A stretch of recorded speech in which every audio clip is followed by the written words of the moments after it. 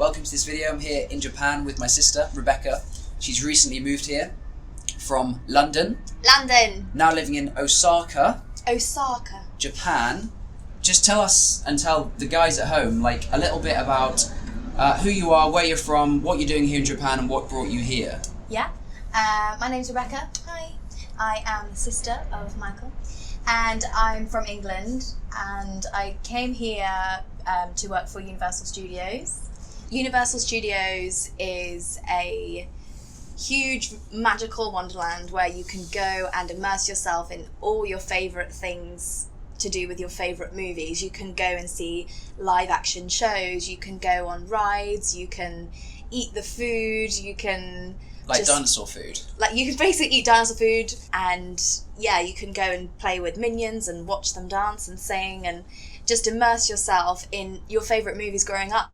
How did you find this job in Japan, and can you just explain what you were doing before you moved here?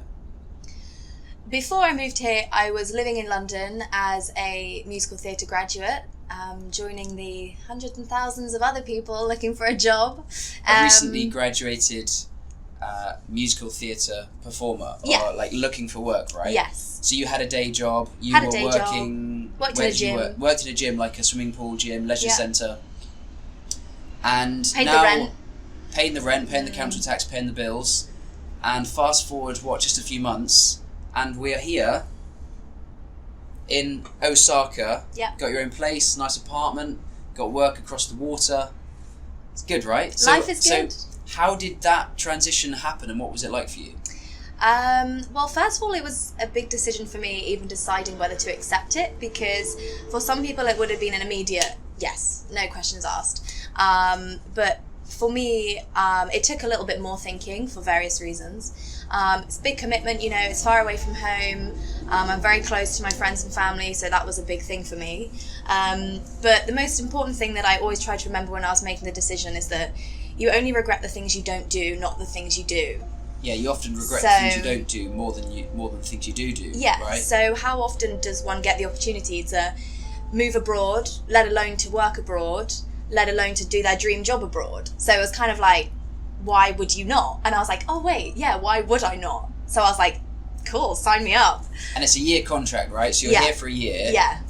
You're going to be singing for the next year. That's your job, professional singer, performer, dancer. Yeah. And what was the transition process like? How long was it between kind of accepting that job and finding yourself out in Japan? It was only a couple of months, really. Literally about 2 months. So audition, nailed it. From the audition to actually moving out was probably about 5 to 6 months. But from getting the offer and accepting to moving and flying out was about 2 months. Okay.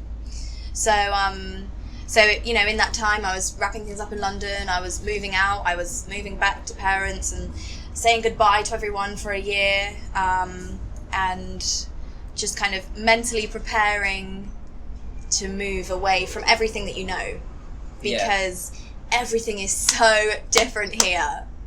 Let's come on to that. Yeah. What's different? I want to rewind. Okay, so you flew here. You were sending us like pictures and stuff of your journey, like I would when I move abroad, and like updating the family and all that. Yeah. You arrived here. What was going through your head when you first arrived?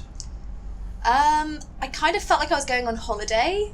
Okay. That was what I was telling myself. So you're in a plane, like, oh, this is nice food. Yeah. Oh, movie, great. Yeah. Yeah. Like my other brother saw me off at the airport, and I was like, oh, I'll see you very soon. You know, like, I'm just going on holiday. I'm going away for a bit, because that for me was the only way I could digest it, because I just mentally couldn't process the fact that I probably wasn't going to see him for 13 months, and I was like, okay, right, I need to deal with this in my own way. Yeah. So when I was on the plane, I was like, this is great, yeah, cool, like, just, you know, going away for a short time. I'll, you know, take each day as it comes. And on the plane, I was kind of, not sad, but just maybe a little bit anxious. Sure, naturally, yeah. It's a big thing. Yeah, kind of just like trying not to think too much about it, and just... So then whatever came my way was a pleasant surprise, which it has all been, so. Yeah.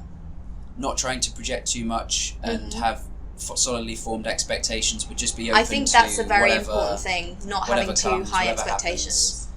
Because you don't know, do you? You can have these preconceived and preformed kind of ideas and images, like literally images in your head of what things are going to be like, and you get there and they're totally wrong. Yeah. Everything's totally different. So best just to go with a clear mind and an open mind and see what happens.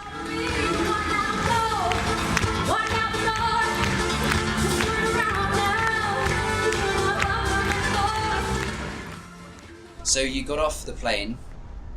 What, middle of the night or middle of the day? Like, I want to hear the details of exactly like your first few hours and your first few days in Japan, and what kind of things kind of really hit you. Because a lot of the people watching are Japanese. Konnichiwa, by the way. Your Japanese is better. What's the better way to say hello? Ohayo gozaimasu. Ohayo gozaimasu. Arigato gozaimasu. Please give us any hints or tips because I need to improve. We'll come on to Japanese later maybe, but what were the big things that kind of struck you as being very different compared to London? Cleanliness, regularity of systems, of everything. So basically, like how they follow the rules. So cleanliness is in things are clean here. Yeah. Okay, so things are clean. I would agree with that. They have a very high standard of cleanliness. Yeah. Whether it's in a tube, a subway, a train station, a hotel room, a restaurant, everything is clean. Yeah. Cafe, immaculate. Yeah. Sparkling clean all the time. Yeah. Punctual, yeah. Routine and regular. Okay, yeah. So things are very punctual and very regimented. Yes, very much so. And I feel like everyone also has a high sense of pride in their work and in their self. They take care of themselves very well. I heard from someone that it's a thing where they think Western people smell bad. Really? Yes, because the Japanese love their bathing, they love their onsens. Really? And they think Westerners don't smell very nice, so I had to... Now you're making me paranoid. It's alright, we've showered today, it's fine. But so they take a lot of pride in their work, in their jobs, and also in themselves, in the way they dress. Oh, I love the fashion, it's amazing. I can agree with that. The standards of dress here are incredibly high. Yeah. Everyone dresses... I think fashion's a big thing here. People take a lot of pride in what they wear, the way they present themselves. You see some interesting fashion, which you wouldn't see in other parts of the world. And also, like, kind of anything goes. You're so free to express yourself in whatever way you want. Like, you can walk around the centre wearing your pyjamas and no one's going to bat an eyelid because they'll think it's the latest fashion. Or, like, you walk around Universal in the Minions headband and in the Harry Potter cape and everyone's like, rock on, you look amazing. You know what I saw yesterday is couples, a boy and a girl, wearing matching hairbands with dinosaur on the top. So it's like they're being eaten by the dinosaur? So there's like a stegosaurus going across their hair, like this. Yeah. I'll try and find a picture and put it in. That's something I've not seen. What about the shark hats? They're day. funny. So it's like they put on this shark hat and it's like the shark top of the jaw, the shark bottom of the jaw, and it's like they're being eaten by a shark. Yeah, and they're like inside its head. Yeah. Have you met many Japanese people? Yes, I have. Other performers at Universal Studios, obviously quite a lot of them are locals. Their smiles are infectious and they just, as I said before, have such a good work ethic and are so welcoming and friendly, and their attempt at speaking English is so good. Something I've noticed about Japanese people is they are very polite. Oh, now, they can't do enough for you. Us Brits have a reputation abroad for being polite and just saying please, please, please, thank you all the time. Now I think, having lived abroad in the Middle East and in other countries who are less polite, I've become less polite as well because you kind of adopt that culture. I mean, I'm not like a rude person, but like I don't overly thank you. You know, like some people. And coming to Japan, that's what they're like. They can't do enough. They bring you the water and they're bowing and pouring it. Thank you, arigato. And they kind of need your attention as well, don't they? Because when you come over, I now feel like if I'm having dinner in, I don't know, in like another Asian country or like the Middle East or even America or something, I feel like they're just calm and like they'll pour you a drink and you just kind of like, cheers, that's it. But here you kind of have to like really give back, acknowledge what they're doing because they give you so much in terms of gratitude and attention. Huge big smiles when they come in, so really polite and really friendly. Yeah. Would you agree with that? Oh, for sure. Universal Studios Japan. Yeah. What's it like working in a theme park? Pretty awesome. cool, right? It's very cool. Good atmosphere? Yeah, so much fun. Like, you never have a bad day because you're just always having a great time, really. Would you say you're a born entertainer? Some may say I that. would say that.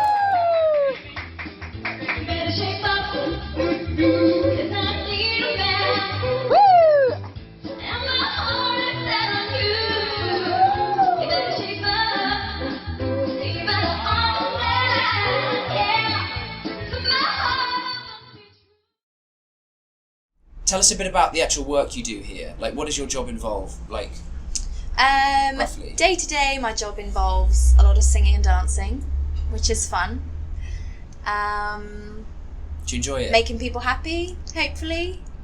Yeah. Enjoy it? Oh, yeah. Like, the number of times I've woken up and I've been like, oh, I get to sing for people today.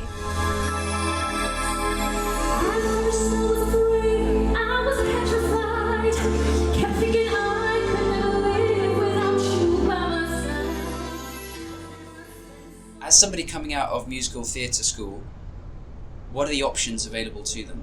Like, what kind of... You can do lots of different jobs, right, when you come out of a school like this? Oh, yeah. I mean, I guess it depends what your training was geared towards, whether it was triple threat training, whether it was dancing, acting or singing. So mine was more geared towards acting and singing. That's what I say I'm trained in. Okay. But obviously, having had a dancing background, that's a skill that I possess, but I wouldn't say I'm a professional dancer. Okay. Like I would say I'm a professional singer. So, yeah, I mean, just going to as many auditions as possible is highly recommended because you learn so much about yourself, about the industry, about where you're at in terms of ability, in terms of talent. Like, I mean, it's not good to compare yourself to others, but at the same time, you got to be realistic, you know? Yeah. Like, you've got to be realistic in terms of putting yourself up for certain roles. You've got to be realistic in terms of what you think you can achieve and where you want to be, and you just got to keep striving. If you want something, you just got to keep going for it. Go for it. Nice. Yeah. Can you recommend any places to go within reach of Osaka? So we're here in Osaka. Universal Studios is just across the water. That's definitely a highlight. You should go to Universal Studios. You can watch a vlog about that up there with both of us in it. Check it out. It's good. And Kyoto's not far. We spent a day in Kyoto. Spent 2 days. A beautiful place, really cultural. That sounds really kind of cliche, but what I mean is it feels like it's more true to Japan's kind of historical and cultural roots than somewhere like Osaka is, which feels a bit more businessy, a bit more kind of corporate, because, you know, every country has its corporate hub and its more historical side. But I feel like Kyoto is somewhere to go to really experience the temples, the traditional dress, the traditional food. So I'd recommend going to Kyoto. We also went there, and you can see that in our full 20-minute vlog of my week here in Japan. And we're going to Nara Park later. That'll also be in the video. And I'd really kind of suggest you guys to check out my experience of visiting my sister in Japan here in Osaka and touring around it. I've been lucky. I've had a good travel guide and host as well. She's been fantastic. And guys, if you want to check out more about what Japan is like and what you can expect to see when you visit here, then I'd recommend that. You can see that in a video up there.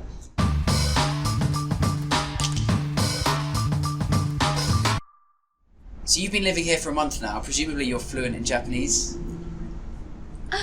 No. Do you want to give us some phrases or something that you've learned?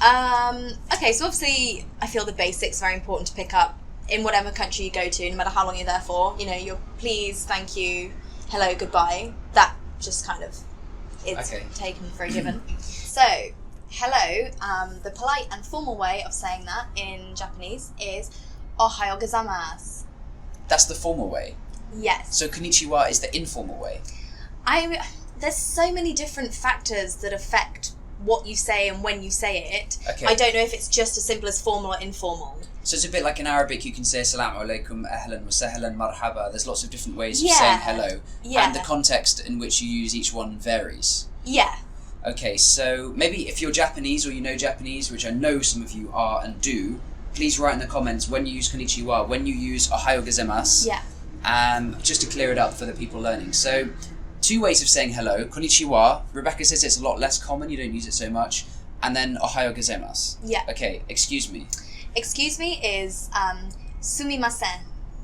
Again? Sumimasen. Sumimasen. Like that? Yeah. Sumimasen. And that's what you'd say to, like, if you wanted the attention of someone who was, call them over. Yeah, sure. Or if you're getting off a really busy train, you just say sumimasen, and then they move. Sumimasen. Oh, like, excuse me, move. So, Yeah. Same thing. Yeah. Okay. Like, afwan in Arabic. Or law smaht. I guess that's like, please. Okay. And anything else? Go on, one more. And thank you is a very important one, because obviously they say that a lot to us. So thank you is arigatou gozaimasu. Arigatou gozaimasu.